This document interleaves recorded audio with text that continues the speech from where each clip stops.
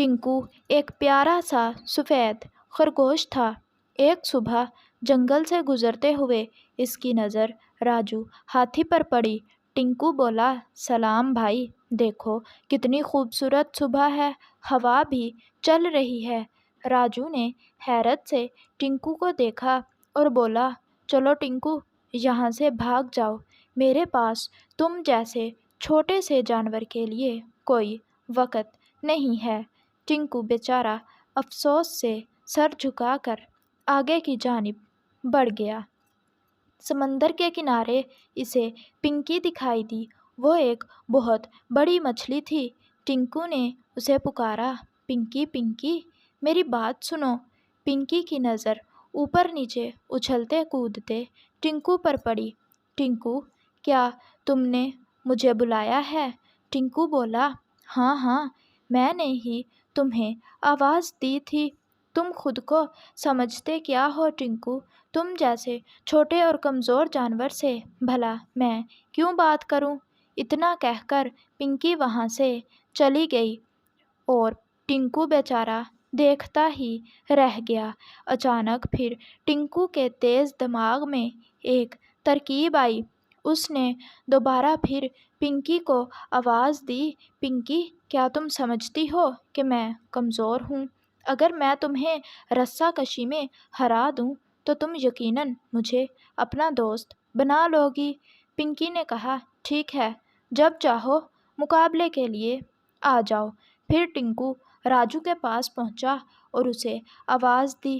फिर टिंकू ने राजू को क्या कहा, ये जानने से पहले अगर आप हमारे चैनल पर न्यू हैं और अभी तक चैनल को सब्सक्राइब नहीं किया तो प्लीज़ चैनल को सब्सक्राइब और वीडियो को लाइक कर दें। शुक्रिया। टिंकू ने राजू से कहा, तुम यही समझते हो ना कि तुम बहुत बड़े ताकतवर हो और मैं बहुत छोटा सा हूँ। अब मैं ये साबित करूँगा कि हम बराबर हैं। अरे वाह, तुम ये कैसे साबित करोगे? राजू ने मजाक उड़ाते हुए कहा, तुम्हें रस्सा कशी के खेल में हरा कर। ये लो रस्सा। टिंकू ने राजू को रस्सा दिया और फिर रस्से का दूसरा सिरा पकड़ते हुए पिंकी के पास पहुंचा और बोला, तुम इस रस्से को अपनी दुम पर बांध लो और जब मैं कहूँ तब इसे खींचना और रस्सी का दूसरा सिरा मैं अपने साथ बांध लेता हूँ। ये कहकर टिंकू वहाँ से चला गया और ज़ोर से चीखा, रस्सा खींचो।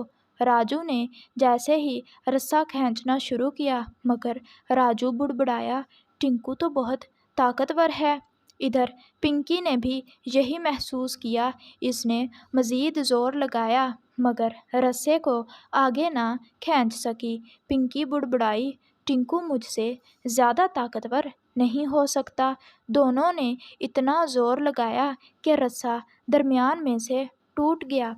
राजू बेचारा दरख्त में जा लगा और पिंकी एक चट्टान से ज़ोरदार टकराई। टिंकू इन दोनों को बताए बगैर ही वापस अपने घर चला गया। राजू और पिंकी बहुत परेशान थे कि एक छोटे से टिंकू ने इन्हें कैसे हरा दिया। इस दिन के बाद से वो हमेशा अब टिंकू की इज़्ज़त करने लगे थे। तो प्यारे बच्चों, अक्ल का इस्तेमाल करके हम ताकतवर को भी हरा सकते हैं, लेकिन याद रखें, अक्ल का इस्तेमाल हमेशा अच्छे कामों के लिए ही करना चाहिए। Thanks for watching my video. मिलते हैं आपसे नेक्स्ट किसी और वीडियो में। तब तक के लिए अल्लाह हाफिज़।